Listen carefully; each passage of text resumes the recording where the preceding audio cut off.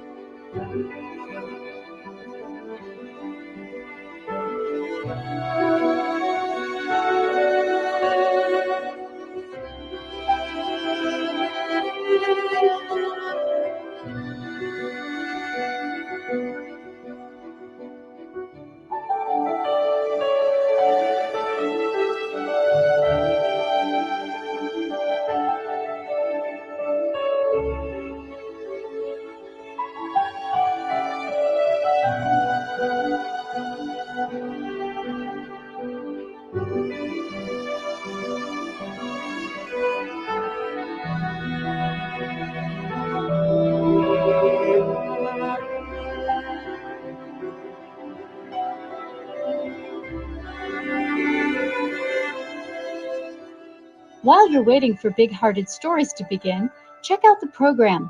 It gives you the inside scoop on our storytellers and a bit of insight on their stories.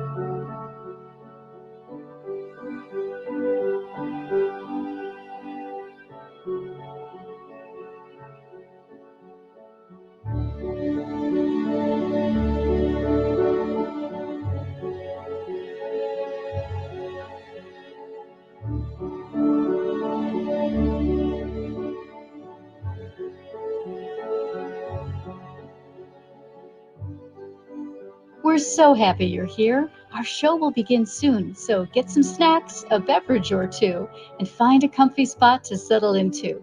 You're in for a treat.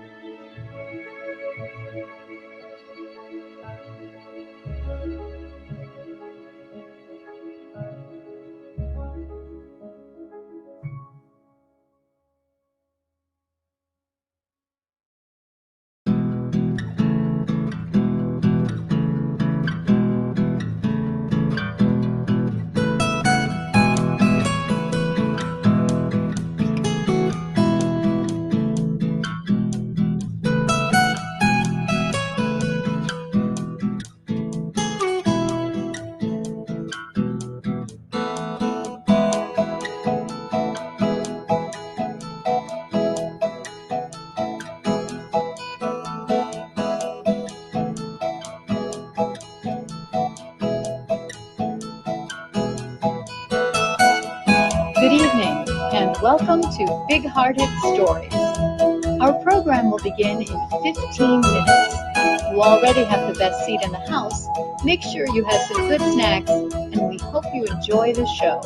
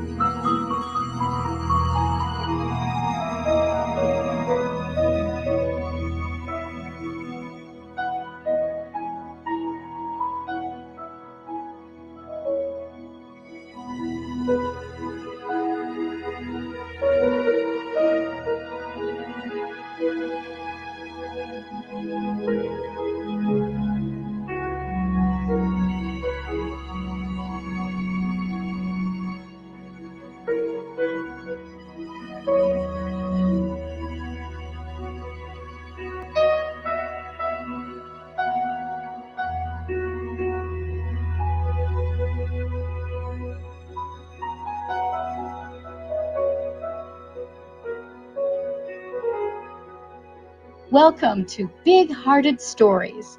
Our show will begin soon.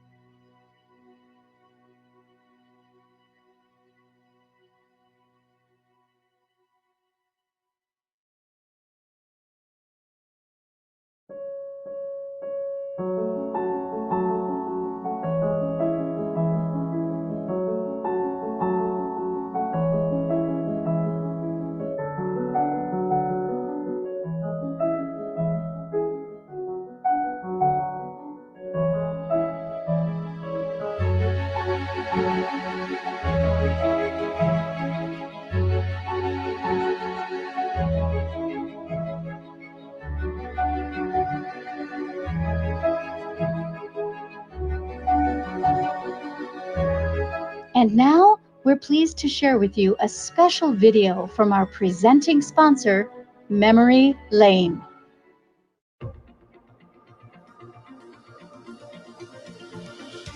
I lost my dad 2 years ago, and he was a pastor. And one of the things he taught me since I was little is his phrase was, "You never lose by giving." And I think one of the things that's kept me going after losing him is living on a legacy that he taught me, and that is giving and serving people every day. I think it's an honor, and I think to be able to provide care and love people in some of the moments where they need you the most and they feel the darkest is pretty much the best thing you can do with your life.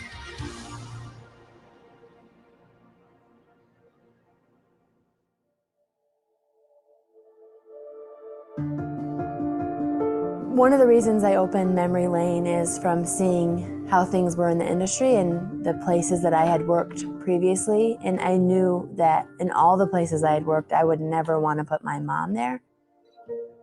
I just felt like this is not right. This is something that cannot be allowed to happen. And, if I wouldn't want my mom there, then why would I want someone else's family there? I thought, you know what, we're missing a need here in the community. There are people where home care is not an option for them because they can't stay at home, or they can't afford home care because it is actually more expensive than living in a facility. And we need to be able to provide something where people have an option to go and live, but in a place that they would want to live, in a place that they would have quality of life to live, that they could still live their best life, that they could still have choices. They could still get up when they want, not be forced to get up at a time when the person who's caring for them has to get them up because they have 8 to 10 other people to care for and they have to get them up in a certain order. I have seen people wait hours just to use the bathroom before, and obviously they don't make it in time. That is just something that I would never, ever want for my own family.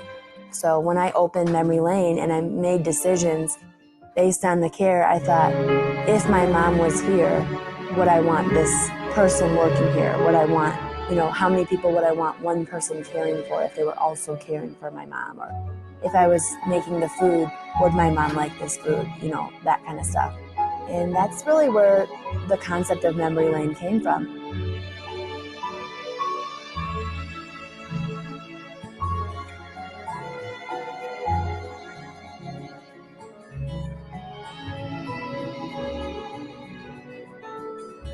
I I am incredibly proud of Memory Lane, and the thing that I'm most proud of is that when our residents walk in the door and they come to live here, I commit to the families that I'm going to treat them just as I would my own family.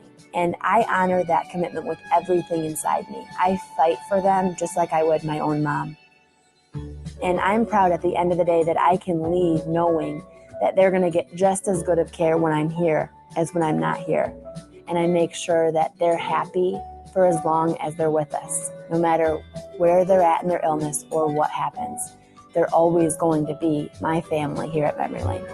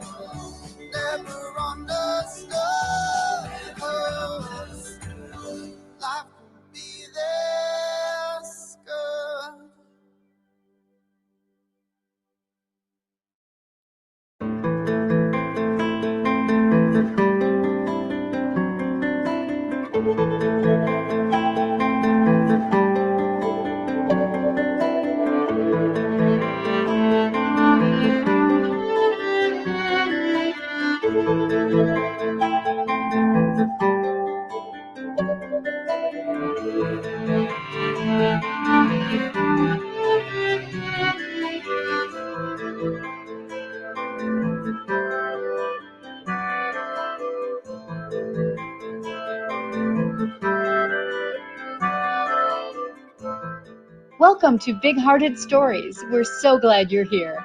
Our program will begin in 5 minutes.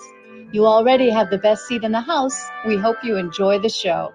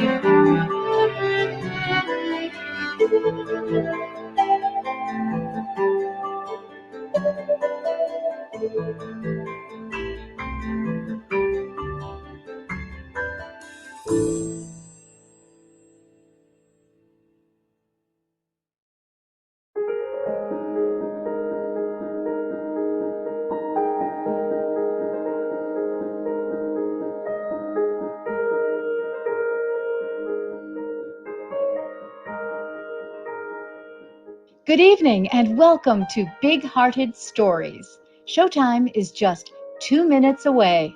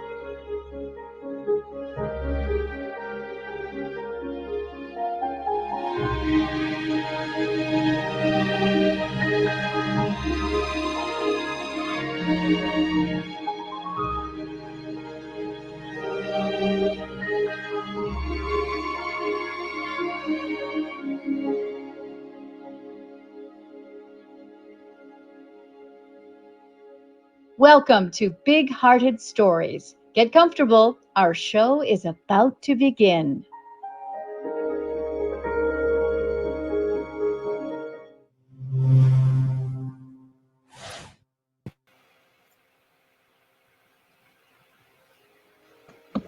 Hello, my name is Angie Spence, Assistant Director for Community Health Services. We would like to thank you for attending this year's Big Hearts for Seniors event. We would also like to sincerely thank you for your donations and continued support. Please enjoy today's event. My name is Dr. Theodore Saab, and I'd like to welcome you to the 2020 Big Hearts for Seniors event, which raises funds for various geriatric community programs. And we, of course, are needing to do things a bit differently this year. Nevertheless, we hope you enjoy tonight's event with storytellers and wonderful stories that they will be sharing with you. So on behalf of our patients and their families, staff of the University of Michigan Geriatric Clinics, we welcome you to tonight's event and thank you for your continued support. And now it's showtime. Here's your host, all the way from the University of Michigan, Dr. Vic Strecher. Hi, how are you, everyone? I hope everyone is having a good time. I hope you're all relaxed at this amazing show. I hope you're dressed up to the nines, and I hope you're having a glass of bubbly or something else and really enjoying yourself, because this is the event of the season. I just want to tell you, this is an amazing event. I know it's online and you might have your bunny slippers on. That's okay, no problem. I do. But hey, I'm going to start out with a little 5-minute story just to begin this, because it really relates to me anyway, to the reason why we're all here. Last night I was with my wife, my brother, my sister, and my mother celebrating my dad's 89th birthday. Here's a picture of him 60 years ago as he and my mom were taking us to Southeast Asia for a year, where he was starting to do research there. I'm the kid at the top with my head on his heart. Earlier this year, that heart started failing him, and he suffered 2 major heart attacks. The University of Michigan Medical Center actually gave him new stents and gave him his 89th birthday that we had last night. So I'm deeply grateful to the University of Michigan and the Medical Center for everything they did. You know, I like to put on my wallpaper of my smartphone the things that matter most to me. And, what matters most to me gives me direction and purpose. And my mom and dad mean a great deal to me. Our older adults mean a great deal to all of us. They give us a purpose for living. And this is an evening when we can become purposeful, when we can give back to them. So I want to thank everyone for being here and coming out to support Big Hearts for Seniors. It's really going to be a wonderful event. This is an evening of storytelling and a virtual silent auction that runs through August the 7th. Now, by the way, this is pretty new. I don't know of any other group that has run a program like this that's online. It's challenging. There are a lot of people helping to support this, and we'll talk about them a little bit later. But really, we've had an amazing group of supporters, and already we've had so much support from you. There are over 750 households from 27 states, including Puerto Rico, and we have 6 countries represented as well. They've all registered for this event. That is a very big event for Big Hearts for Seniors. So really, I hope all of you will pick up a little champagne and toast to that. That's just amazing. Also, from the registrants, we've had about $11,000 that's been donated. From the sponsors, we've had another large amount of money. And then from the auction, we already have had some money coming in. So overall, right now, so far, we have a little more than $50,000 that's been donated. What's our goal? Our goal this year, and it's a very needed goal, is $100,000. So we need $50,000 more. And I hope this evening will not only be a way to share these amazing stories from amazing people, but also to point out just how unbelievably important these programs are. And they're more important than ever now. So let's talk about 3 ways to donate. There are 3 ways to donate in this program. There is a donation link, and that link is on the website. So that's just going to run across. You see at the bottom, there's that link that's going across. That's the easiest way to do this. Just pop on that donation link and donate some money. Donate what you can. Donate what you can possibly afford, because this is a time to transcend, to do what you can to help all of these other people in so much need right now. The second is, if you have an iPhone, you can turn it to the camera mode and simply hold it up to the screen. This icon that you see, that funny looking icon on the left, just hold it right up to the screen in camera mode, and it should automatically give you a link right away to donate. That makes it easy too. So number 1 is a donation link. Number 2 is, if you have an iPhone, just put it in camera mode and put it right up to the screen. Now, if you have an Android phone, then you need what's called a QR, or a quick response app. And you can download the app if you want. Maybe you already have the app. And you can hold that up to the screen and it'll automatically send you to this donation site too. So that's number 2. And then number 3 is the old-fashioned way, and that is mailing us a check. And that's really easy too, because there's an address on the donation link on the website. There's a simple address you can make your check out to. So we'd like to thank all of our sponsors for supporting this very unique event, this virtual event program. And by the way, all of the sponsors are highlighted in the virtual event program that you received with your confirmation. We also want to give a shout out to 2 organizations that really have helped us a great deal. Number 1 is Humana. Humana underwrote the technology for this virtual event. And there's a lot of technology in this. There's a lot of people to thank for that. And Humana underwrote the technology. So thank you so much, Humana. And then the second is Memory Lane for Assisted Living. You just saw a video from them. They are the presenting sponsor. They've been with us since the inception of our 2020 event, when, before COVID-19, they were going to sponsor the in-person, in-house event. And, then suddenly everything had to change, and they just continued their support. As we had to move into this virtual online support system, they said, absolutely, we are going to be the presenting sponsor. So thank you, Memory Lane Assisted Living. It's been awesome. Now, we have a very special message from these very special directors of these 5 Big Hearts for Seniors program. On behalf of Ann Arbor Meals on Wheels, the Housing Bureau for Seniors, Osher Lifelong Learning Institute, Silver Club Memory Programs, and Turner Senior Wellness Program, We want to thank you for joining our virtual Big Hearts for Seniors fundraiser this year. While many components of our program and operations have changed over the past few months due to COVID-19, one thing that has remained constant has been our dedication to our community and those that we serve. We remain steadfast in our commitment to ensuring that older adults continue to receive nutritious food, housing support, opportunities to engage in educational events, supportive respite care, and wellness programs. Your support tonight helps to ensure that this will continue to be possible. While we continue to show up for those we serve, we are grateful that you have showed up tonight in support of our programs and the work that we do.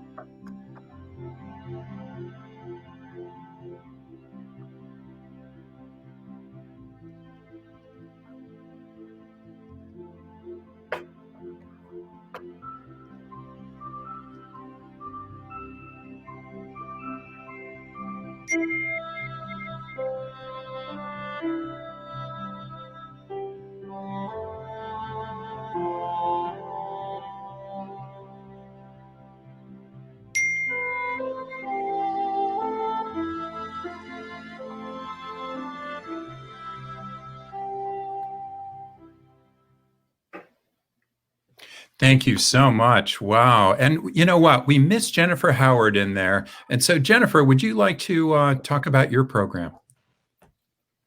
Yes. Hi, everybody. This is live, of course. Just wanted to say, as we tune in from our respective homes around the world, we are thrilled to present to you Big-Hearted Stories, Experiences on Aging. Thank you so much, Jen. That's wonderful. And by the way, you know, one thing about this kind of program, there will be mistakes. We promise that, you know, things will happen in this because this is technology and things go wrong and it's funny and it's not as easy as doing it the old-fashioned way. So we're going to have fun, and I hope you guys all can roll with this and every once in a while grab a little adult beverage and enjoy yourselves. I certainly am going to. So tonight is an opportunity for people to tell their stories and to celebrate the experiences of aging. And I know a lot of people think, oh, aging, it's, you know, it's so hard and it's nothing but bad things. It's not. And as these storytellers will talk about, there's so much beauty in aging as well. And we hope to bring that out tonight. So to do that, we sent out an invitation for people to send us their stories. This is well in advance of this program, and we received a massive response. And then a panel of judges selected 6 storytellers to tell their own true story. This is very difficult to choose, by the way. There are a lot of amazing stories to choose from, really tough competition. This is a Kentucky Derby of storytelling. So We've got some really, really great storytellers in this. Each storyteller was asked to provide a photo that represented their story. So that photo will show up in each of the stories. It's really beautiful. We recorded every one of the stories except one, which we'll get to in just a second, in an empty con auditorium. Remember, at the University of Michigan, you drive by on Huron, you see this building that looks like the shape of a Pringle can. That's a con auditorium. So people told the story there, but totally socially distanced. So masks were worn by everybody except for the storytellers, of course. And the storytellers couldn't tell how things were going. Can you imagine being a storyteller and being video during this and you have no idea? Everyone's staring at you with a mask over their face. That's tough. So these storytellers had the most, that's a high bar. They had a high bar to jump over. So they couldn't get any read from the audience. They also couldn't get any applause, of course, because it was all just being videotaped.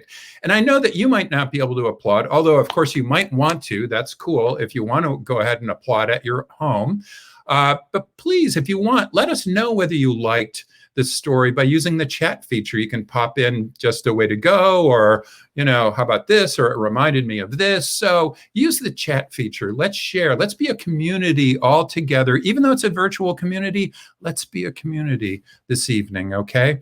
Now, again, 3 ways to donate. There's the donation link. There's that special QR code, which you see on the left side of your screen right now.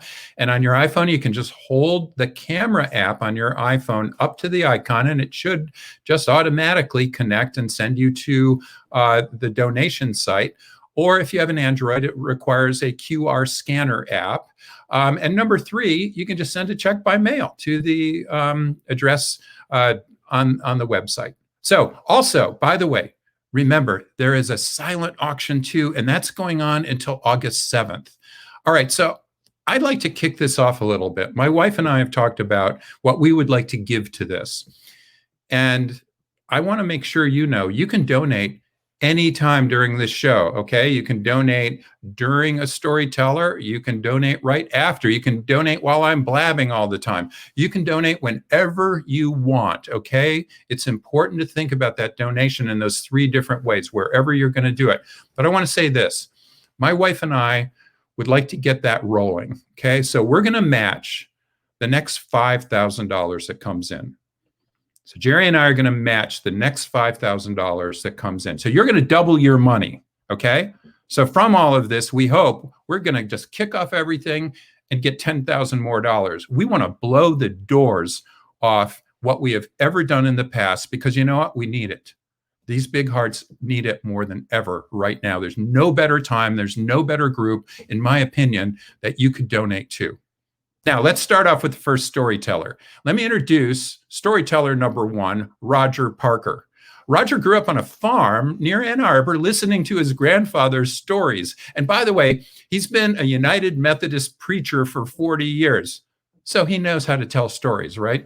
Roger is a musician, and he's played piano in dance bands and in jazz ensembles since he was a teenager. And this is a story about his musical partnership with his close friend, Ed Cox. So here's Roger Parker.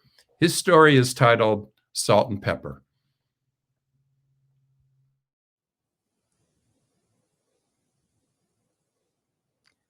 I met Ed Cox in an ensemble class at the Nashville Jazz Workshop.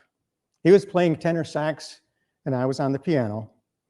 And we were by far the oldest members of that ensemble. I was 71, Ed was 92. And of course, being the oldest people there, we were the ones who always got there early. So here we are with our instruments, waiting for everybody else. What do? Begin to play something. Ed would begin to play some tune and I would recognize it and join right in. I'd start some tune and he'd play a jazz lick with it. I commented, Ed, you and I could be an ensemble all by ourselves. Well, he jumped on that like a goose on a worm. He said, let's do it. I said, well, yes, let's do it. And before I knew it, we were an ensemble, a duo, playing the nursing home circuit. And we were well received. We were very popular. because we were their kind of people playing their kind of music. More than that, Ed was one who always wanted to make, just make music, but to make friends. And he would make a connection. And I was always amazed when he would look out there over a group and find somebody that looked like they didn't come from around here, try to figure out where they came from. And then he'd greet them in their own native language. He was making friends. It wasn't long before Ed decided that our group needed a name. He said, I think we should be called Salt and Pepper. He said, I'll be salt, you be pepper. And so we began to introduce ourselves as that spicy musical aggregation, Salt and Pepper. And he would say, I'm Professor Morton Salt. And of course, I'm Dr. Pepper. Always wanted it to be fun. He was great with endings, big endings for songs. One day he said, I want to end this song like this. He said, when you're smiling, the whole world smiles at you, and you, and you, and you, and you, and oh yes, and me, jazz chord. I learned pretty early on that there was this hand that came out. He was playing the saxophone and the hand would come out like this. He didn't think I always needed to know exactly what that was going to happen there, but I just learned that it meant stop, pay attention, something's going to happen. One time, he was singing the Tennessee Waltz. I remember the night and the Tennessee Waltz, and I know just how much I have lost. And he kind of folded in on himself, and he began to weep, and he got his handkerchief out. He said, now just a bit, I'll be okay. Just give me a minute. Looked up, said, I think I'm going to get me a dog. Dog doesn't care if you're rich or you're poor. The dog doesn't care if you're smart or you're stupid. Dog doesn't care if you're beautiful or if you're ugly. The dog just waits for you to come home. And as soon as you put that hand on that doorknob, he comes running, wagging his tail behind him, because if he was wagging in front of him, he'd be going in reverse. Yes, I lost my little darling the night they were playing the beautiful Tennessee Waltz. We like to play uplifting tunes, happy tunes. But one day Ed said, I want to play the blues. Want to play the blues in a nursing home, Ed? Yeah, I want to play the blues. They'll love it. He said, most people don't know what the blues are. Oh, the blues are a medication for a done gone wrong situation. So we played the blues, and he was right. They loved it.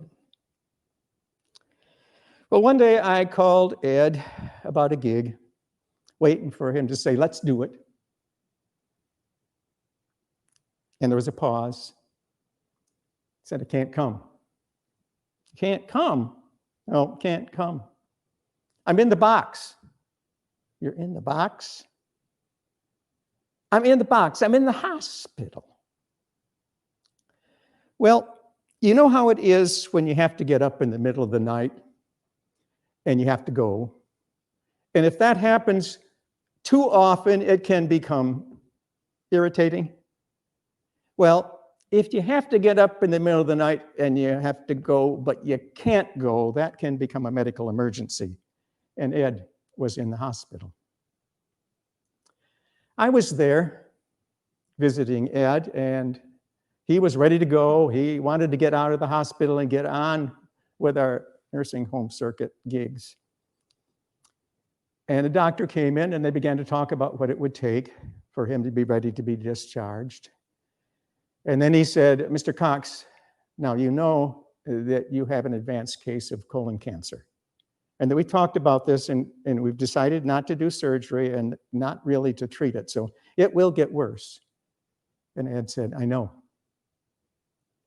Well, that's another thing which apparently he thought I didn't need to know. But now I was learning how much it took for him to do all the things he was doing.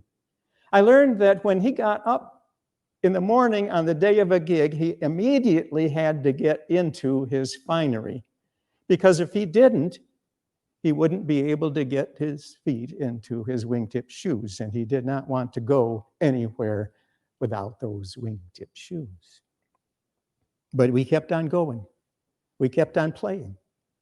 Till one day, Ed said, I'm going on a trip. This will be my last trip. He says, I've been all over the world, but I want to go to Trinidad, back to Trinidad, where he'd been stationed in the military. His daughter insisted on going with him. He insisted on taking a professional videographer with him to record the occasion. He came back all aglow. He says, it was great. He says, everywhere I went, I saw these places I remembered, and they're videoing it, and people would begin to ask, who are you? He said, I told them, I am the man who brought the pan to the land. He had to explain to me that pan was the term that the people of Trinidad used for their steel drums, and that he was one of those soldiers who had brought those oil drums and left them behind, out of which the people of Trinidad fashioned those instruments. Well, on a hunch, a few months ago, I Googled Edward Cox Trinidad. And wouldn't you know it, there is a YouTube video. Here is Ed Cox in his 94th year, very slowly making his way to the middle of a stage in a jazz club in Trinidad. White suit, white hat, wingtip shoes, saxophone hanging around his neck, counting off the tempo for the rhythm section, and playing the blues. Taking a final dose of his self-prescribed medication just a few months before we lost him. Now, I like to play, and my favorite people to play with are some people who are part of something called a Silver Club.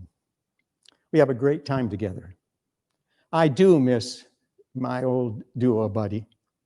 But every once in a while, it's like he's leaning over my shoulder, whispering in my ear, don't just make music. Make friends. Make fun. And every once in a while, just stop and pay attention. Because something remarkable is apt to happen. And it usually does. Thank you.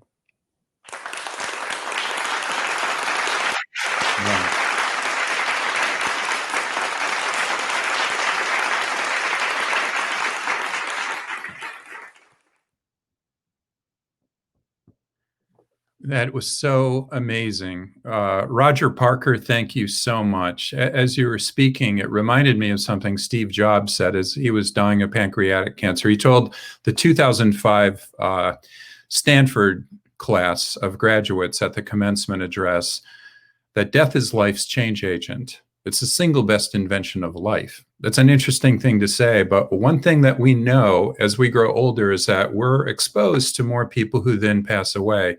And one thing that it might do is it produces almost a shadow of contrast to the life that we have. It brings out life more. It makes life a little more alive. It helps us think about what matters most in our lives. Marcus Aurelius, this famous ancient Roman emperor and Stoic philosopher, said, don't live your life as if you're going to live 10,000 years. While you live, do good. I love that we're here for this brief time on this planet. And while we're here for this brief time, maybe we should be doing what Roger Parker's colleague did. And you just start having the biggest life that you possibly can. And why wait until old age, frankly? But it's so important. I also want to just say there's one thing that came in chat. There's a lot of things coming in chat, which is so cool. Thank you very much for your chat applauses and your comments. But Tom Guida said, come on, people, let's get the money rolling in for the $5,000 match. Let's go, guys. Let's keep going and let's keep rolling. Let's knock the socks off of this, these old goals that people had. Let's think about this in a whole new way. Let's think about what we could possibly do to make these programs really shine during this time, especially. And one of the programs that is really amazing, really shining, is a program that actually my mother and my sister, Chris, worked on. They worked as volunteers for Meals on Wheels. Ann Arbor Meals on Wheels since 1974 has worked to reduce hunger and food insecurity for our homebound adult neighbors in the Ann Arbor area who, because of their health, are unable to shop and prepare nutritious foods and meals for themselves. So what would your donation pay for? If you're going to, anytime I'm giving a donation, I want to know, what's it going to cover? Well, older adults need meals just like everybody else does. Okay, so here's what a $1,000 donation will do. A $1,000 donation from you will provide 140 hot, nutritious meals to their clients. 140 hot, nutritious meals to their clients. And they cook them. It's really amazing. I mean, there are chefs, there are cooks at Ann Arbor Meals on Wheels who do the cooking, and it's very cost effective. $1,000 will provide 140 hot, nutritious meals to clients, and you need meals, you need meals to be safe, right? So everyone needs meals, but you also need the meals to be safe. So $500 will pay for 40 coolers that would ensure clients' meals stay in food-safe temperatures when being delivered. That's nice. Oh, by the way, after you've eaten some of these meals, like any other meal, at some time you probably have to go to the bathroom, right? Well, guess what? $100 will purchase 2 months of toilet paper for their clients, for 10 clients.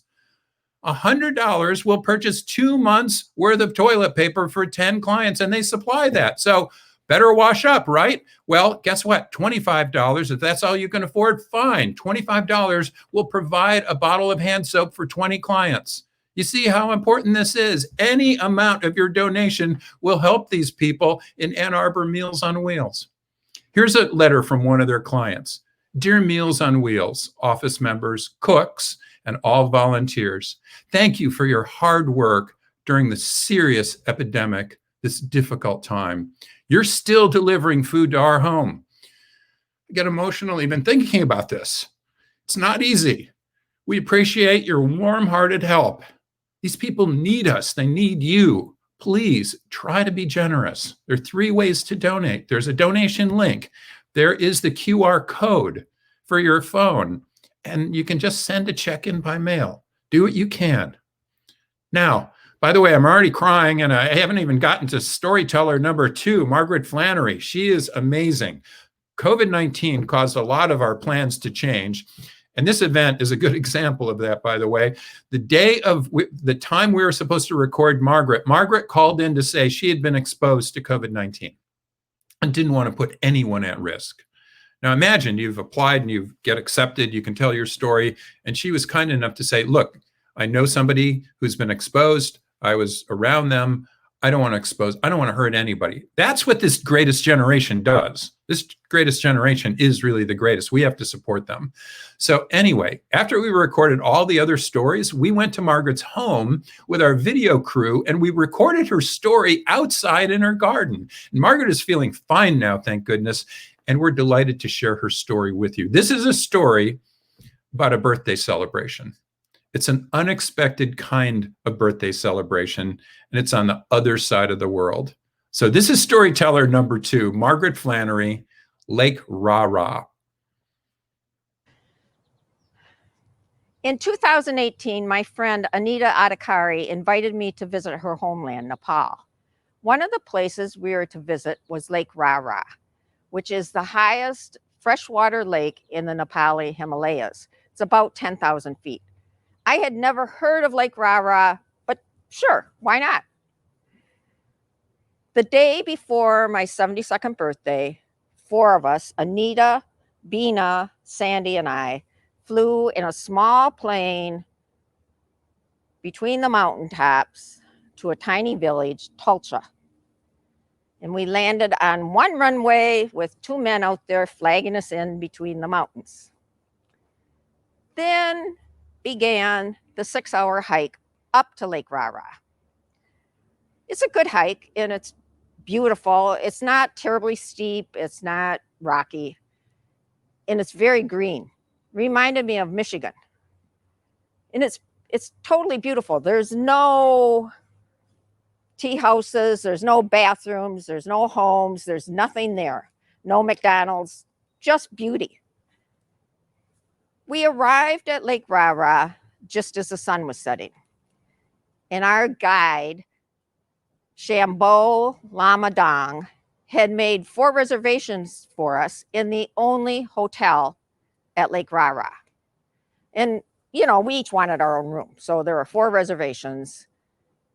And this was the only hotel, and it was definitely not a 5-star hotel. It was a no-star hotel.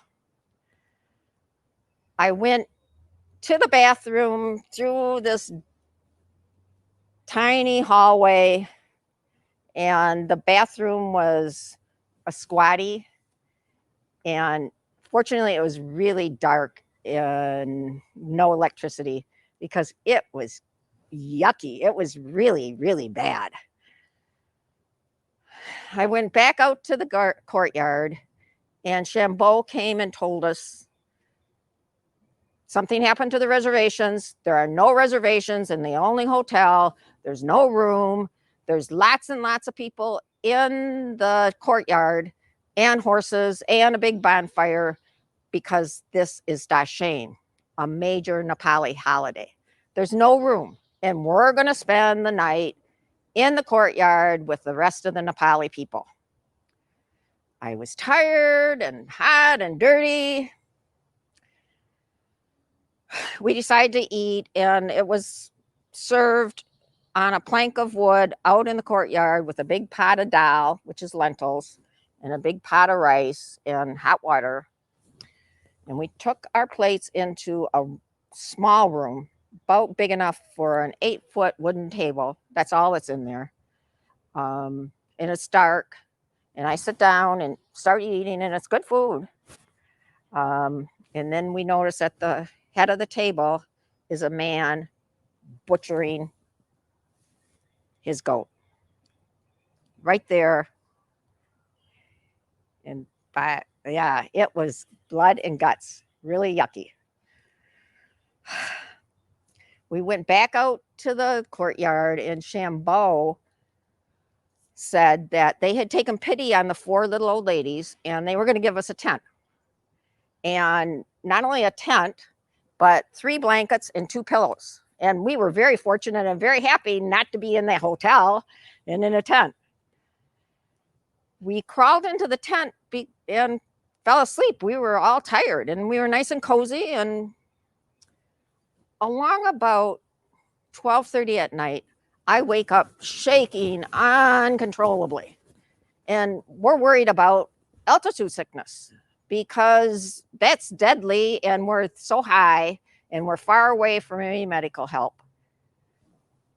My friend started rubbing me and giving me hot water, and I was fine.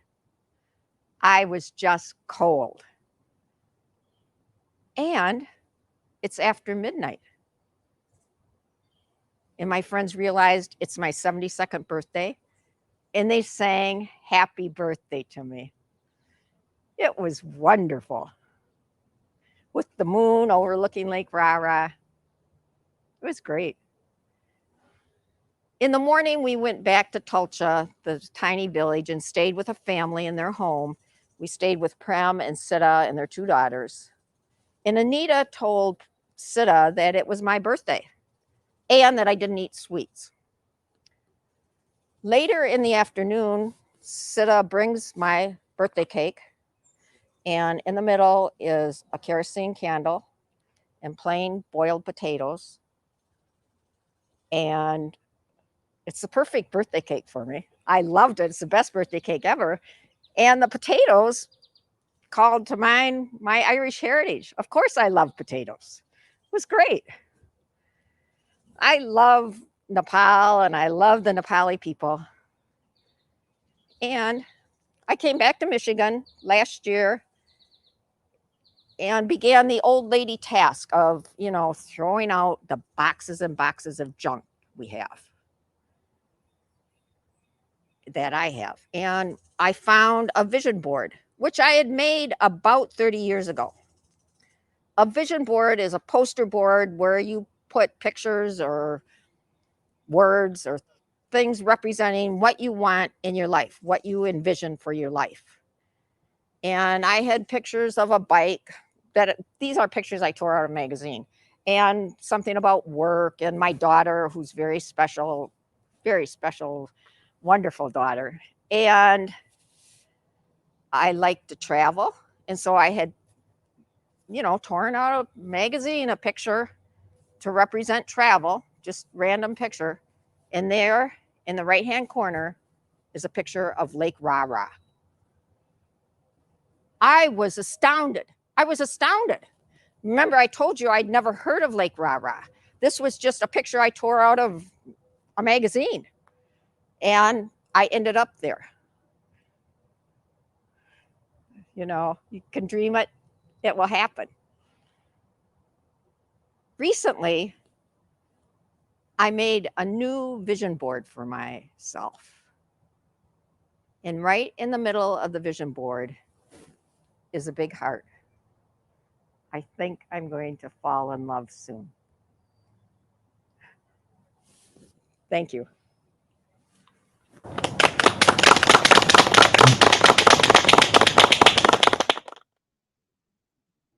Wow. Thank you so much, Margaret, for that beautiful story from around the world. That is so cool, from the other side of the planet.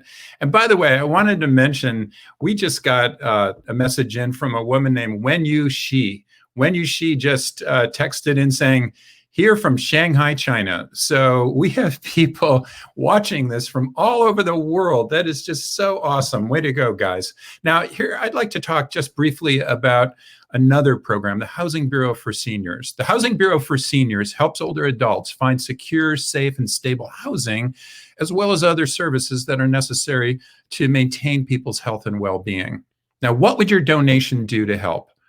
$1,000. This is really important. $1,000 would prevent an eviction from occurring, thereby helping to keep a roof over someone's head. $500 would prevent a utility shutoff and keep lights and AC and heat on. $500. $250 donation would assist with moving trucks to another home. And $50 would provide a cab ride to and from an essential medical appointment. Those are super important. And this Housing Bureau, man, it's just incredibly important now. Can you imagine? So again, 3 ways to donate: the donation link, the QR code, and the third one is sending a check in. So now what I'd like to do is introduce storyteller number 3, Mark Holland. Mark Holland is a professional. He is a published playwright whose comedies have been performed more than 300 times in the past 24 years. Mark played Atticus Finch and Willie Loman for the Ann Arbor Civic Theater. This guy is great. And recently he signed a deal to publish a trilogy of mystery novels chronicling the adventures of Guess Who, Ted Winkle, Private Eye. Digging this so much. So without further ado, Mark Holland, The Knees Go First. The knees go first. That's what I always heard. In my case, it was actually true. See, the cruciate in this knee, meniscus in this knee, and tendonitis in both of them. Nagging injuries, really. No different than your aches and pains, right? But the implication when they say that the knees go first is that other things are going to start to go. And for me, that was just a little bit higher than my knees. I'll explain. I went through a period of years where I wasn't taking care of my health. And by the time I actually got around to seeing a doctor, I was dealing with some conditions that I couldn't handle with just diet and exercise. So I went from being this guy who takes a couple of Motrin when he's exceptionally sore to taking 7 pills every day. Well, I don't have to tell you, anytime you take a pill, there's a chance of a side effect, including side effects. And that's what happened to me. So, what is the complete last thing you want to do in a situation like that? Talk about it. Yeah. What is the absolute most important thing you could do in a situation like this? Also talk about it. Now, I'm not saying you should get up in front of the whole world like this, do it the way I'm doing it. That might be an unusual choice. I'll admit that. I started with my doctor. Perhaps you should too. So I told my doctor, by the way, if your doctor doesn't want to talk about your sexual health because you're over the age of 50, get another doctor. I talked to my doctor and told her about the side effects that I was experiencing. And she said, "Are you interested in sex?" And I said, "Yes, I'm interested in sex. I'm also interested in origami. And I can't do that either." So we discussed it. And these pills that I was on, this toxic brew, the thing is that overall they were working pretty good. So the agreement that we made was that we would stick with these for a little while, give them a chance to maybe even out a little bit. So this left things up to my wife and I and our creativity. So I talked to my wife about it. And she reminded me that we'd already changed our approach to bedroom activities when she was going through menopause. Well, now see, that's wisdom. That's wisdom. Comparing my situation to her situation. Where was my wisdom? Are we always telling the young kids, let's work smarter, not harder? But finally, my wisdom came in the form of an old story. A story about 2 bulls up on a hill. 2 bulls. An old bull and a young bull. Young bull looks down into the pasture and says, "I'm going to run down there and mate with one of those cows." And he's gone. The old bull watches him go and says, "I'm going to walk down and mate with all of those cows." Wisdom. That's wisdom.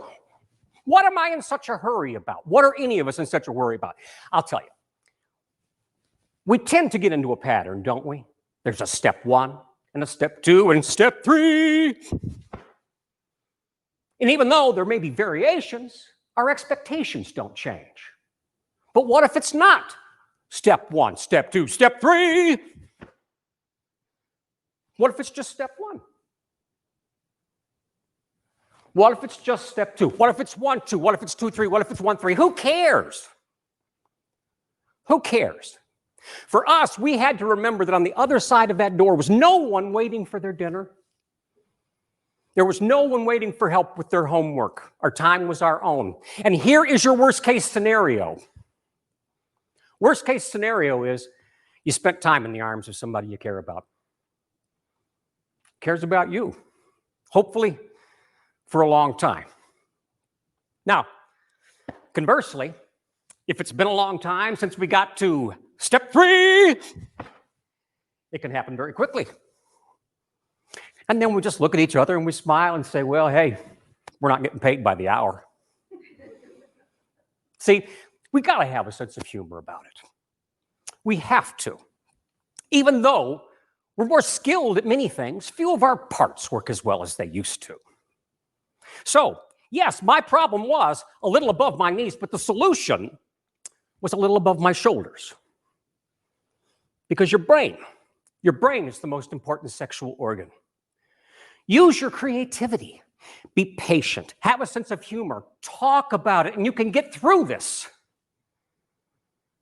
and still feel like a complete person. You know, for me, what I had to do for myself and for my marriage was to take charge of my physical, my mental, and my sexual health. And I feel better. Even getting up here today and talking about it was cathartic. But I have to ask you, was it good for you? Thank you.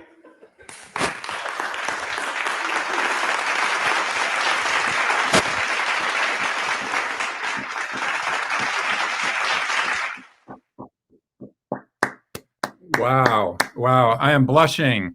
That was an amazing, amazing story, Mark Holland. Thank you so much. The needs do go first, but boy, that is so relevant. Thank you for providing that. Thank you for opening that story up and for being so vulnerable in that, because I'm sure a lot of people are thinking along very similar lines. Really appreciate that. So I'm an educator. I'm a professor at the University of Michigan. Most of my students are in their 20s or, maybe in their 30s. And I've always wondered, why does education have to stop there? Why don't we have lifelong education? I feel like I want to be a lifelong student, but I also need somebody to help me with that. I need some sort of lifelong learning. The Osher Lifelong Learning Institute, or OLLI, O-L-L-I, provides stimulating, meaningful, and high-quality educational lectures and study groups for older adults who are 50 and older. And they're designed by older adults. I've spoken to them before. I love speaking to this group. They're stimulating and they're stimulated. They are totally into the things that I have to teach them and share with them. And I always learn just as much, if not more, from them than I have to teach them. I think this is a really super important concept, philosophy, as well as program. So please, please think about your donation going to this as one of the programs as well in these amazing Big Hearts for Seniors program. So what would your donation pay for? I always ask. Well, $1,000 would provide a senior residence with access to all of OLLI's closed caption recorded lectures for 1 year.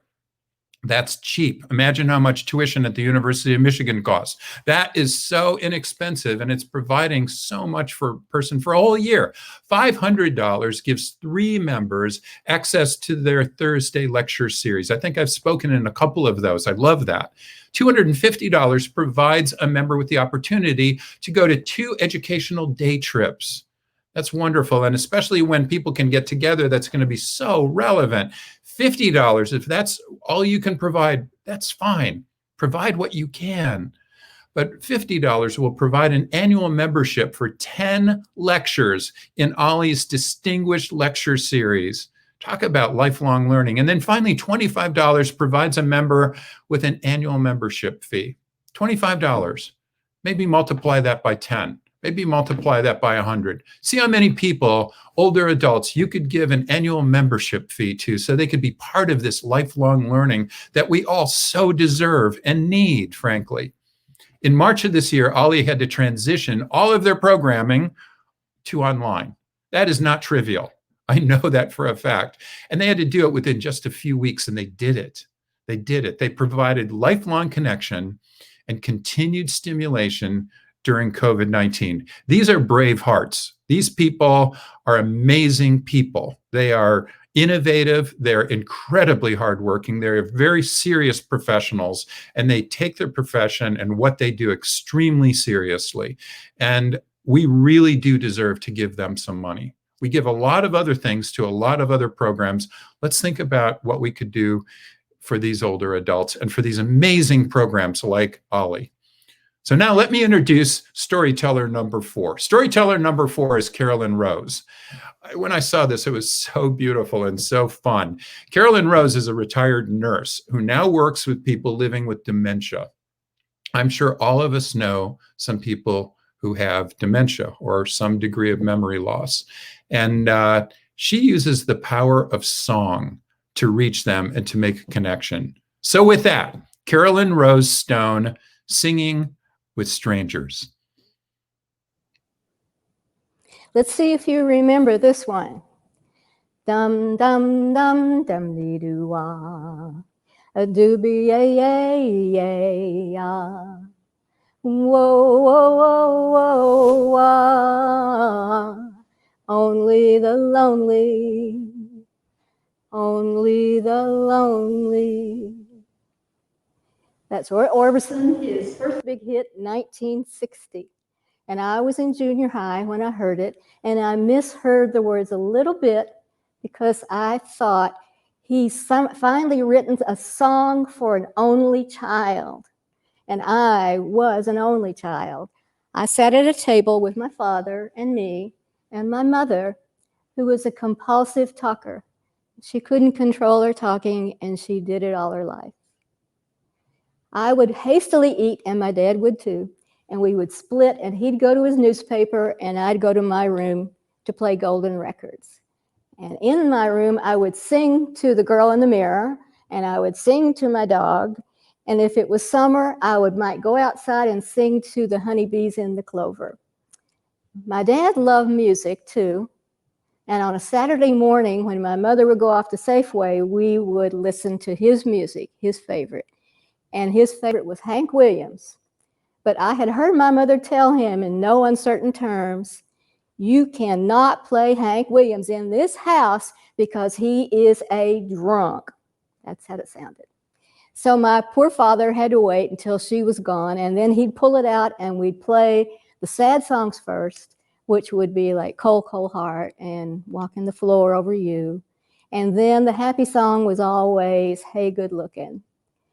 And one Saturday, he was stretched out in the lounge chair, and I'm on our itchy green couch, and he did something totally different. He jumped up and he said, Carolyn Rose, let's dance.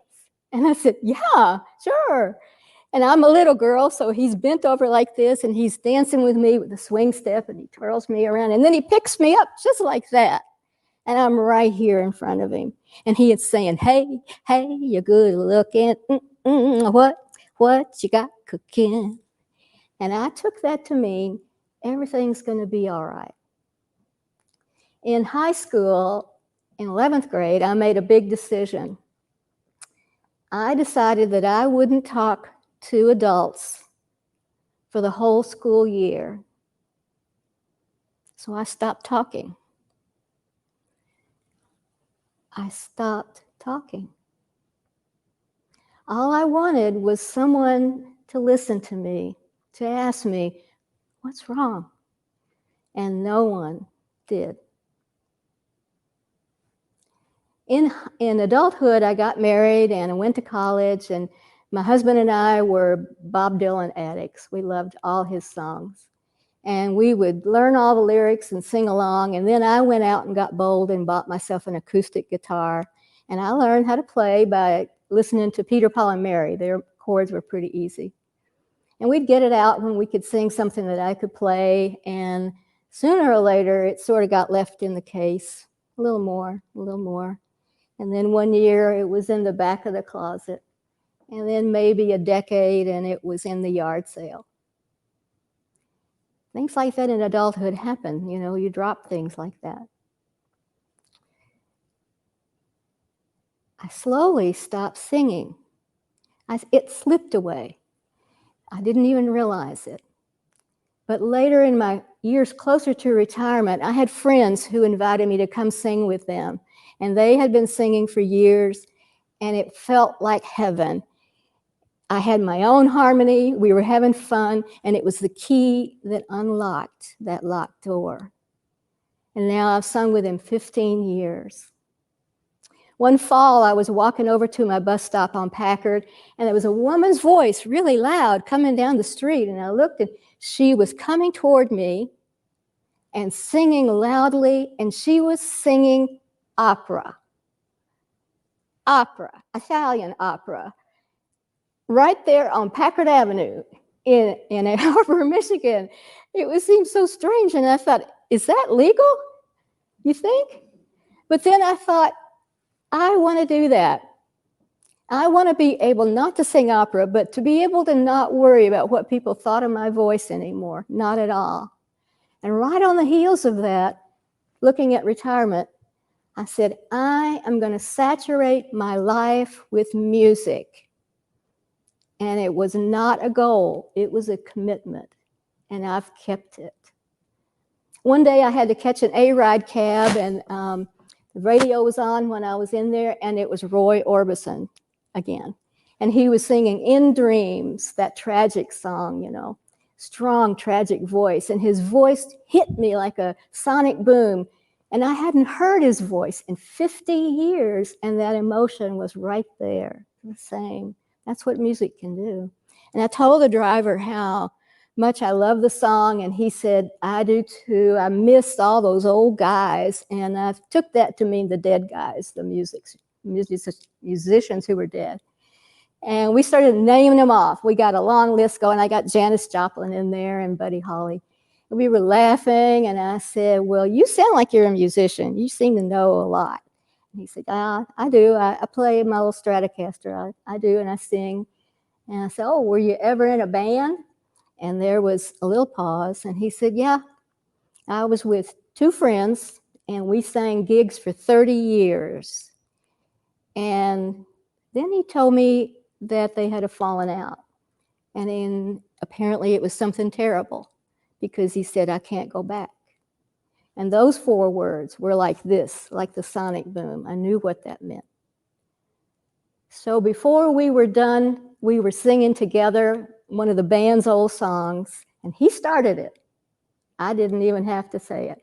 Here we go. Up on Cripple Creek, she sends me. If I spring a leak, she mends me. And that was wonderful. Harmony, I was singing low harmony, he was melody.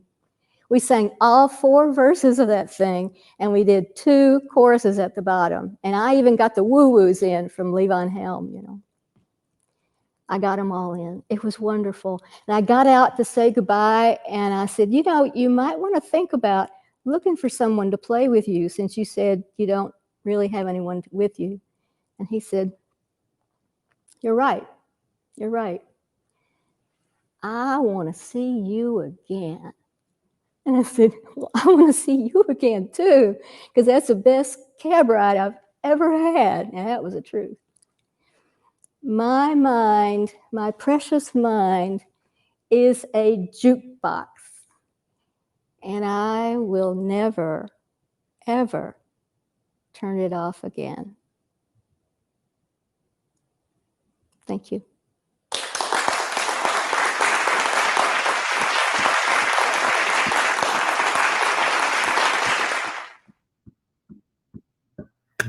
Wow. Wow. I could listen to Carolyn Rose's beautiful Southern accent and her singing all evening. What a beautiful, natural storyteller. It was wonderful. Now, remember when I said that Carolyn Rose works with people with dementia?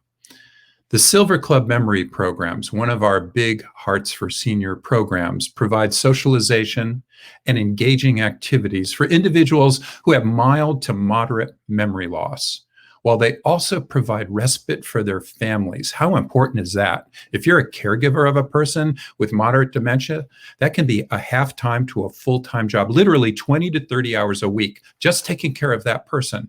Silver Club Memory Programs helps with that. I'm not sure there's anything that could be more important. And so they're now providing daily free virtual programming, a virtual support group for caregivers, and telephone support and referral services to send people to the right resources. So what could your $1,000 pay for? Now you still have $1,000 left, right? So if you have $1,000 that's available, that would provide transportation for 10 outings, such as the University of Michigan Museum or the Mathi Botanical Gardens. There's certain things that you can maybe still do even with COVID-19, and they're going to work on that. So, and then when we can start hanging out together a little bit more, imagine the kinds of outings that they could have and what $1,000 could do. 10 of these outings. $500 will give 25 families one-on-one emotional support and a link to resources from the Silver Club staff. $500. That's not much for what that would do. 25 families, one-on-one emotional support. $250 would provide 6 months of art supplies for members to express themselves creatively. My wife is an artist, and she's been an art therapist in the past, and I know how important, I know the value of art and being creative for people who are caregivers for people who are going through issues like memory loss or dementia. Super important. So $250 provides 6 months of art supplies for people. $100 provides 5 potential new members a free hour of activities and socialization, 5 new members. And $50, if that's all you have, that's fine. $50 will give 1 month of breakfast for members. $50, 1 month of breakfast. That's breaking it out. You can do the math yourself. That's not a lot for every breakfast. They make your dollar work really, really hard. Every dollar you put into this is going to work really hard. I promise you that. Now, let me introduce storyteller number 5. We have 6 storytellers. We're on storyteller number 5. This is one of my favorites, Betty Brown Chappell. Betty is a retired professor, and she's a 2012 Martin Luther King humanitarian. She has an amazing background, and boy, her talk just blew me away. She introduces us to a remarkable woman, her grandmother, Ada Mae, who, despite her tiny stature and her humble beginnings, as you'll learn about, left a massive legacy. Said Betty Brown Chappell, the matriarch. This is my grandmother, Ada Mae Woodson. As you can tell from that picture, she's a fun-loving person. She dressed up in these men's clothes at a carnival. She had a postcard taken and she sent it out to family. Something that some of us may have done ourselves is play dress up for a little fun. She lived to 97 years of age, despite the fact that she smoked Pall Mall unfiltered most of her life. Now, we called her Big Mama. She came about there to me when she had on her orthopedic shoes. At her fighting weight, she's maybe 130 pounds. Life for Big Mama, unfortunately, was not always a crystal stair. Her birthday, July 4th, 1888, two and a little bit decades past emancipation. But we celebrated the 4th for her, and we celebrated it for the nation. But at 7 years age, she and 2 of her sisters were unfortunately found by a police officer in Cincinnati, Ohio.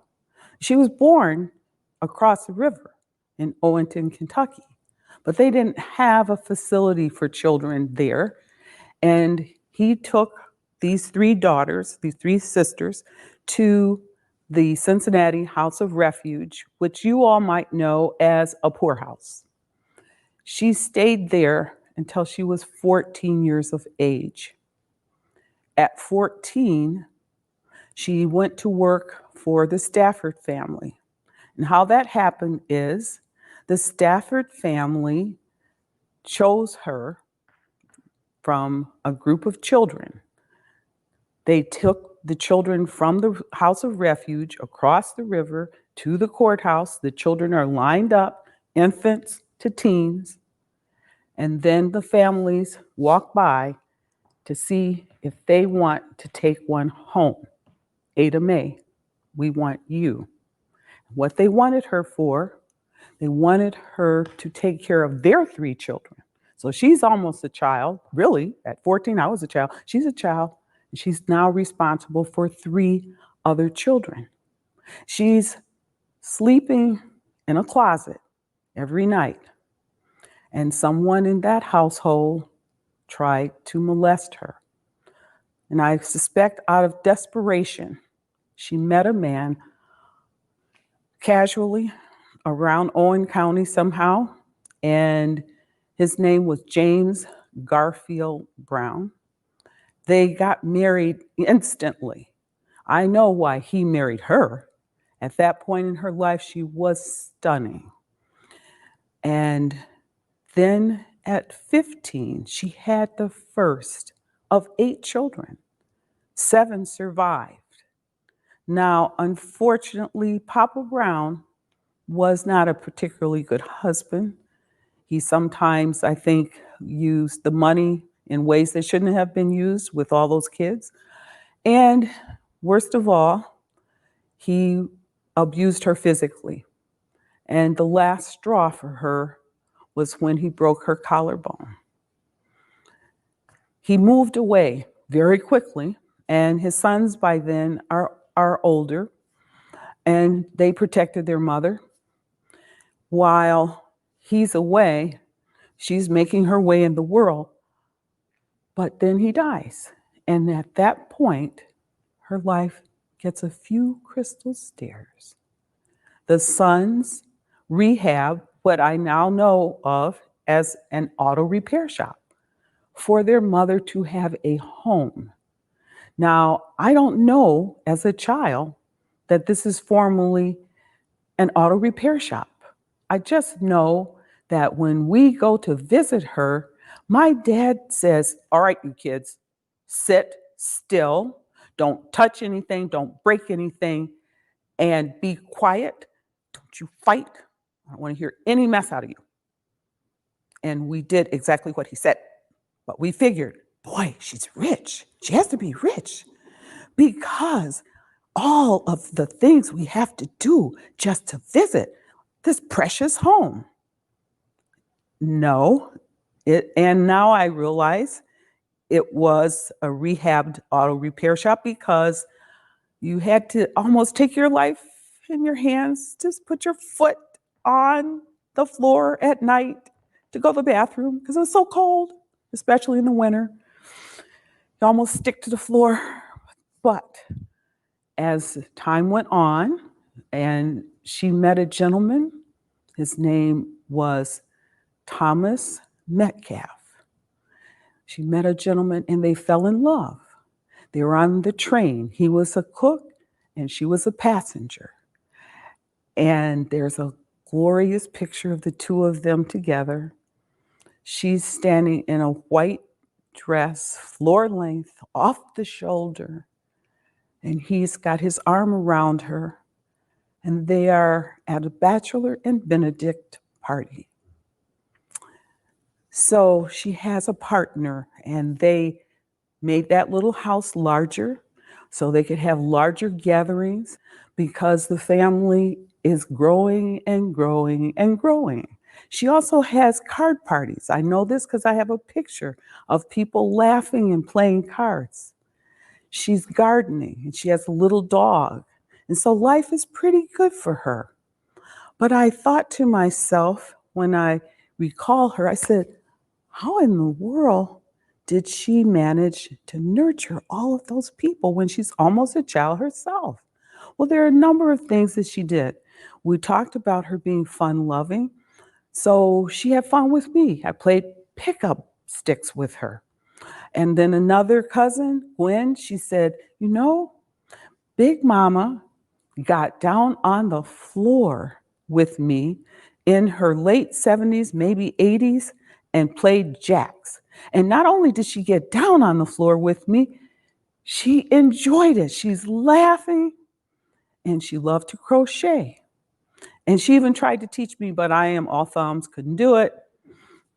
We have in our family some of the artifacts of her crochet work. She loved television, and she loved tea, and she loved cigarettes. So she's watching television, and I'm sitting beside her. She puts that cigarette down. She puts the teacup down because she is watching wrestling. Gorgeous George. Platinum shoulder length hair in the late 50s, okay? And he's getting ready to wrestle and the bell rings and she's like, get him, hit him, kick him. And so I learned from that, and I think her family did, have a good time. And we also learned how to be frugal. So she's frugal because my mom said, A to make and make $1 holler. She's frugal, but generous. So there wasn't a child that she didn't turn down when they asked for money. But how is she getting that money? We're learning hard work from her, because I remember seeing her walk miles to the job and from the job. She's a laundress. It's not so easy when you've got to wring the clothes out with a wringer, and when you have to use a scrub board and get all those spots out, right? So those dollars came hard. And I remembered that when she sent me $50 in cash in an envelope, and it's addressed to Dear Better, because she cannot spell Betty. Now, when I think of her, I think how amazing. There are about 300 people that are her descendants, and we are military officers, we are laborers, we are secretaries, we are bus drivers, we are a university professor, university administrators, we have an elected official, we have a lawyer, and we have an individual who was the director of HR for the Western Hemisphere of a Fortune 500 company. And that lawyer became an aide, a legal aide to Hillary Clinton. And I'm thinking we wouldn't be able to walk these paths without Ada Mae. Thank you.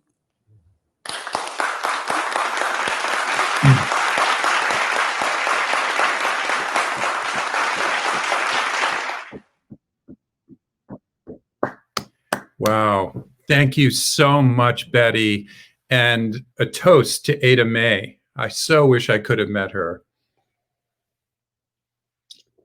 So much vitality, amazing woman. That was so inspiring to me when I first listened to it, and it was even more today. Thank you. Our fifth Big Hearts program that I wanted to talk about out of these 5 amazing Big Hearts programs is the Turner Senior Wellness Program. Now, I am a professor in a school of public health, and my profession is dealing with wellness and well-being. The Turner Senior Wellness Program promotes quality of life, vitality, which Ada Mae clearly had tons of, and well-being among older adults. It's such a big challenge and yet so unbelievably important. What could your donation pay for? What could $1,000 pay for? $1,000 could pay for an entire movement and dance series for those clients who have Parkinson's disease. They have a movement and dance program, a series for people who have Parkinson's disease. They have all sorts of other movement and yoga types of classes. They have a meditation class, and they moved them all online. But $1,000 will pay for this entire series. $500 will support a season of healthy living presentations, just $500. $250 will provide 1 year of enhanced fitness classes for an individual. $250, you can start taking fitness classes. And by the way, it's super important to be taking these fitness classes as you grow older, incredibly important. And that's what this Turner Wellness Program does. $50 provides a caregiver consultation. And we all know that caregivers are key, critical to the physical and mental and emotional health of older adults. $25, if that's what you have, great. It'll pay for 8 meals for an older adult. $25. If you send $25, 8 meals. If you send, 10 times that much, 80 meals. Not bad. Maybe provide 800 meals for people. I'd love to see you do that. We are getting so many donations pouring in right now, and it's because of all of you. This is a community that's incredibly important to these older adults who are in the greatest need right now. And now it is my true pleasure to introduce Brita Miller. She is one of the artistic directors of Big Hearts. She was on the selection panel to choose tonight's amazing storytellers. I hope you enjoyed them as much as I did, and coached them along with the other artistic director, Brian Cox. She coached the storytellers to become as effective as they could be, given the circumstances that we were in. Brita is a speaker and an author of an award-winning book, The Caregiver Coffee Break. Boy, is that important. She also created a video of her Ticket to Heaven story, which went viral in early 2020, and it has reached now over 1 million views. So she's the real deal. This is really big. Her story tonight is when an apple pie is just more than a pie. So our sixth and final storyteller of the night, here is Brita Miller, The Apple Pie. I was my mother's caregiver, but sometimes I really got it wrong. My mom lived with us, and she took her last breath in her own bed in her favorite sheets. My mom didn't have Alzheimer's disease, but she had congestive heart failure, which led to vascular dementia. So her dementia would come and go, and when she was in the fog, it was so hard. My mom wasn't always like this, though. She was this sparkly little Irish lady with big green eyes who had a penchant for sprinkling Estee Lauder's Youth Dew as if it were holy water. She and my dad emigrated from Ireland with and raised her family, 4 sons, and me, the only daughter. Now, my mom wasn't a great cook or anything fancy, but she could bake. She could bake scones and soda bread with her eyes closed, and her brown bread was legend. But it was her pie, her apple pie, that was her claim to fame. She had these magic fingers that she could take, I don't know, a scoop of flour and a stick of butter and just make this beautiful, delicate, flaky pastry that was always a mystery to me. When she would bake, an amazing thing happened. The neighbors would just kind of show up at the side door just at precisely the right moment, especially Mr. Gillespie, for a slice of pie. And when she became a U.S. citizen, her big decision was to add cinnamon to the recipe to make it an all-American apple pie. This was a big deal. My mom was also very particular about her tea, and she schooled me in the proper way to make a pot of tea. You had to have a full rolling boil and pour the boiling water into the squatty teapot, swoosh it around, and then dump it out before you make the actual pot of tea. A tea cozy was necessary to keep it warm, and she always said that tea just tasted better in a nice china cup. So it was so hard to watch her decline as she became more ill. She was such a feisty little lady. She was that lady that you would see that would be out walking 3 miles a day with her little white Reeboks on. And now at this point, she lost her balance, and she could barely take a step without gripping onto her walker for dear life, which meant she couldn't do many of the essential things by herself that she loved to do. The day that she said to me that she realized that she could no longer make herself a cup of tea, she said, "I'm useless, Eustace." And it was so sad. So we called hospice to help us, and they were fabulous. When we learned that mom's time with us was near the end, we decided we would have a gathering of my brothers who lived in other states who would come to our house, and that we would have a party to celebrate mom. And, in theory, it's a good idea. Yeah, except the truth is, I would now not only have to take care of mom, but I would also have to take care of them, feed and entertain them.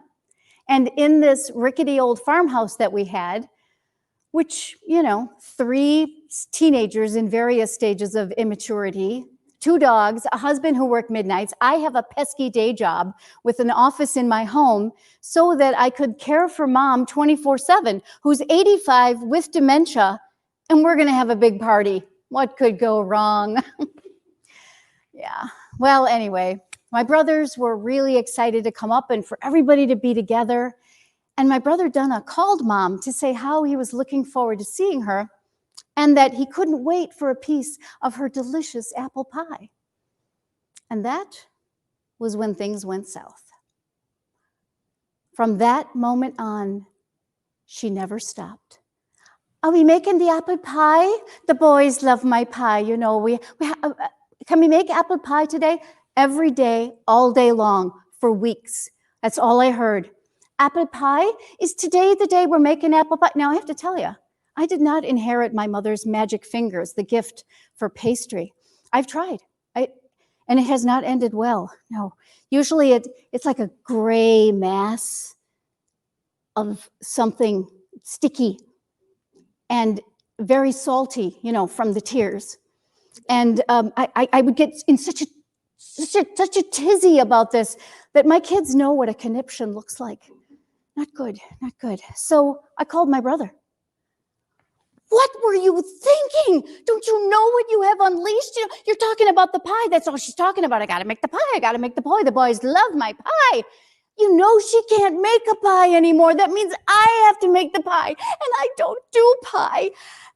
And he said, Brita, don't worry. I'll call her. I'll bring a pie. It'll be fine. So, you know, that calmed her down for a bit. And the day of the party rolls around, and she starts in with, is it time for the pie? And at that precise moment, my brother walks in with a pie in a cardboard box with a clear plastic cellophane window at the top and the word Kroger printed on the side. And to add insult to injury, a big orange sticker that said half off. My mother was appalled. She wouldn't even take a single bite of this store-bought pie. And my brother, thinking he's going to make it better, says, oh, but Mom, it's good. It tastes just like your pie. Yeah. She might have dementia, but she knows apple pie.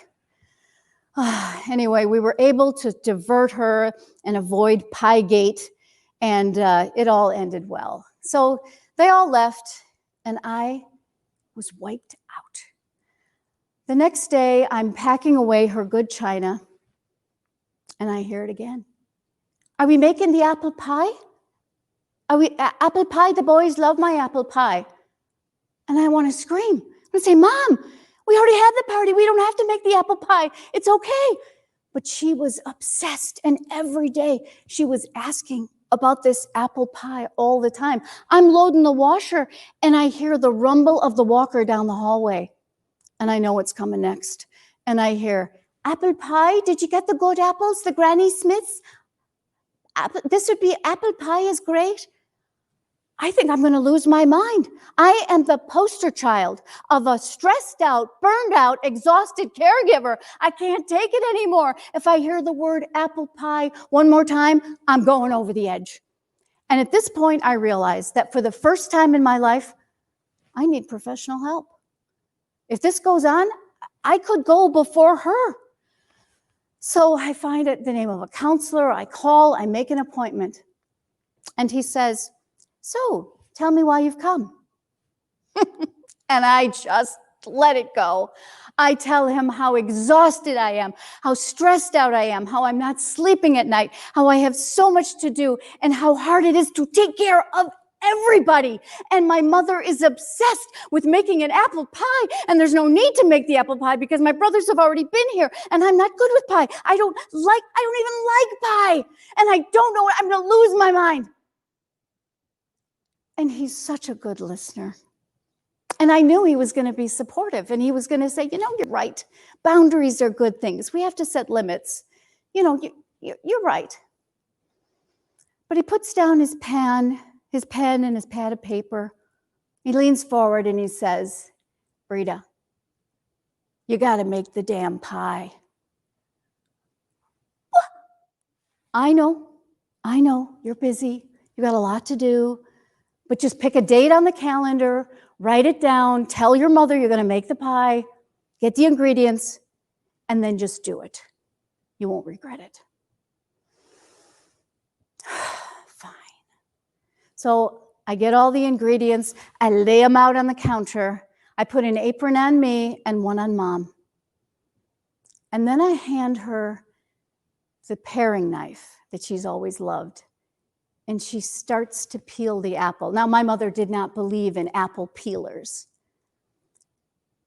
And even though she really struggled to do it, I remembered, the look in her eyes, she was just in her glory.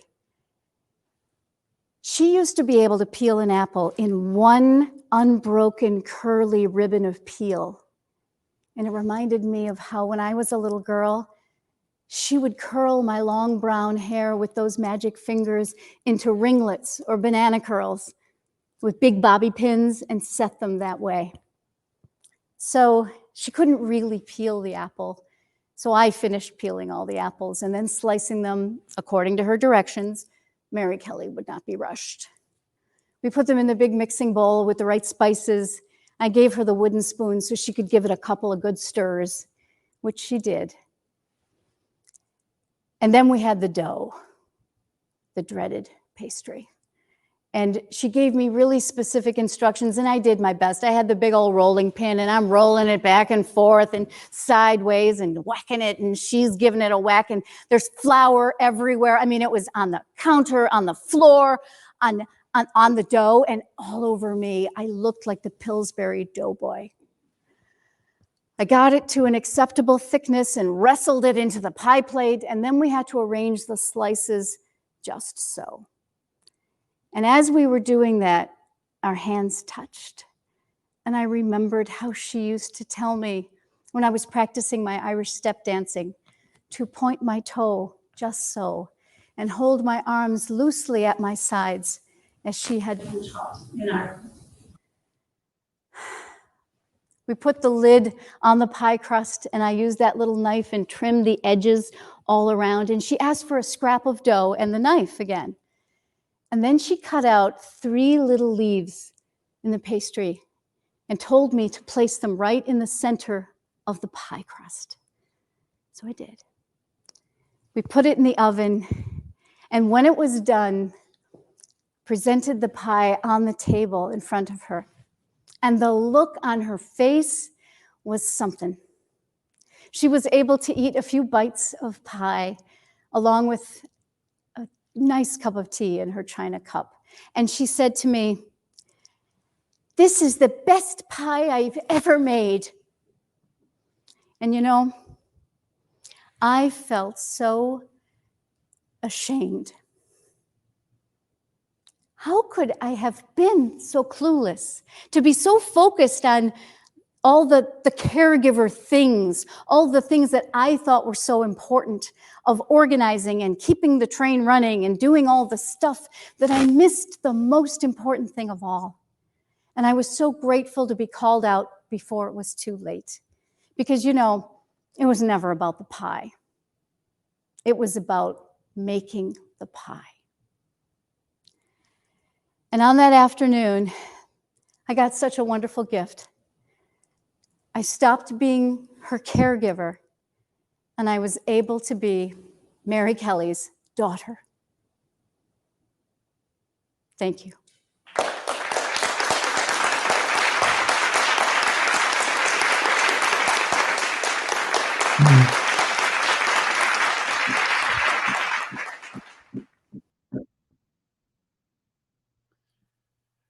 Wow, that was so amazing, Brita. Thank you so much for that.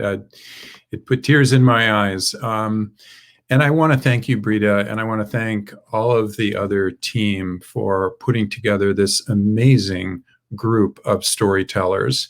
You know, putting together some type of event like this, a giving event, was not simple when it moved online, and no one knew exactly, you know, we were kind of flying by the seat of our pants. And also things were changing all the time. So it's kind of like putting airplane wings on an airplane while it's still flying. It wasn't simple at all.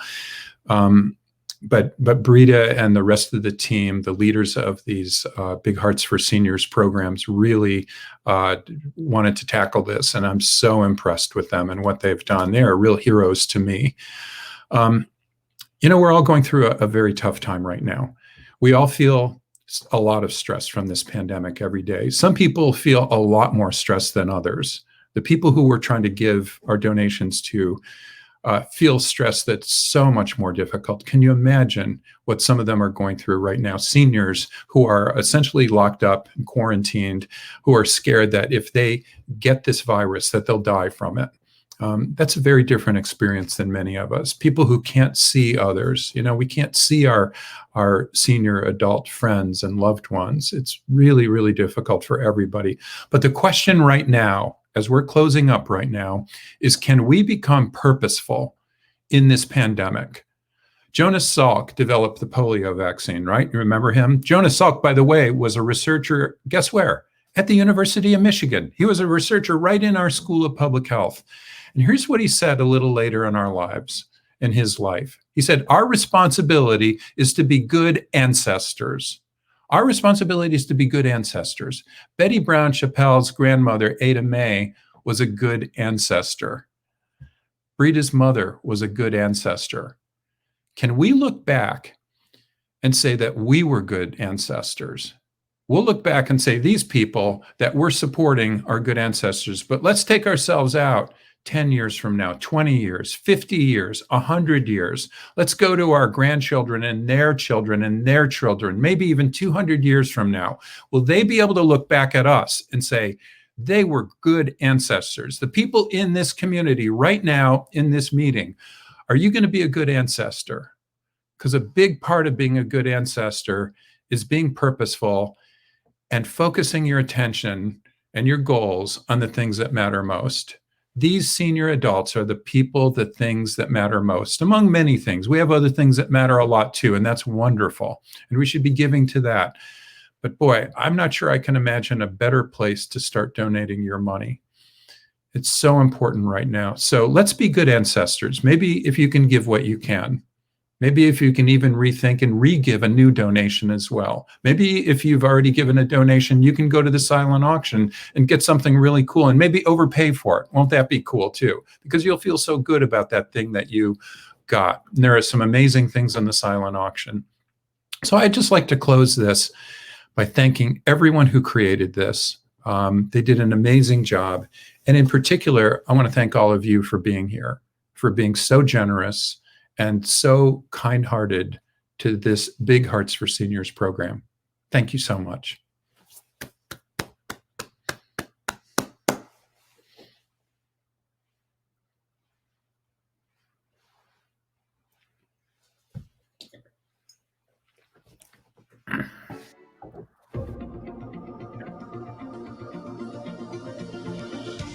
I lost my dad 2 years ago, and he was a pastor. And one of the things he taught me since I was little is his phrase was, "You never lose by giving."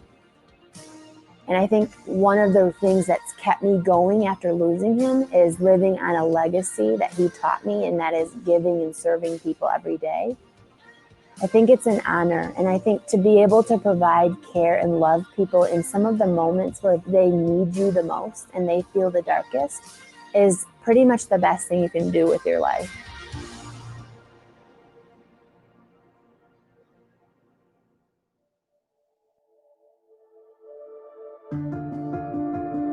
One of the reasons I opened Memory Lane is from seeing how things were in the industry and the places that I had worked previously. And I knew that in all the places I had worked, I would never want to put my mom there.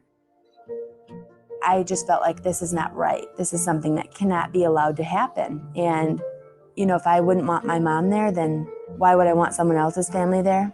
I thought, you know what, we're missing a need here in the community. There are people where home care is not an option for them because they can't stay at home, or they can't afford home care because it is actually more expensive than living in a facility. And we need to be able to provide something where people have an option to go and live, but in a place that they would want to live, in a place that they would have quality of life to live, that they could still live their best life, that they could still have choices. they could still get up when they want, not be forced to get up at a time when the person who's caring for them has to get them up because they have 8 to 10 other people to care for and they have to get them up in a certain order. I have seen people wait hours just to use the bathroom before, and obviously they don't make it in time. That is just something that I would never, ever want for my own family.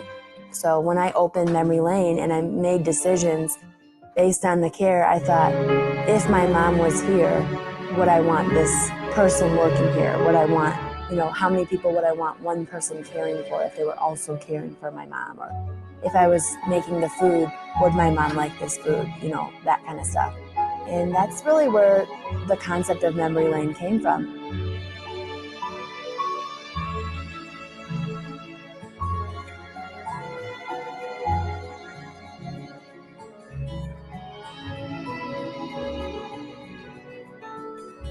I am incredibly proud of Memory Lane, and the thing that I'm most proud of is that when our residents walk in the door and they come to live here, I commit to the families that I'm going to treat them just as I would my own family. And I honor that commitment with everything inside me. I fight for them just like I would my own mom. And I'm proud at the end of the day that I can leave knowing that they're going to get just as good of care when I'm here as when I'm not here. And I make sure that they're happy for as long as they're with us, no matter where they're at in their illness or what happens. They're always going to be my family here at Memory Lane.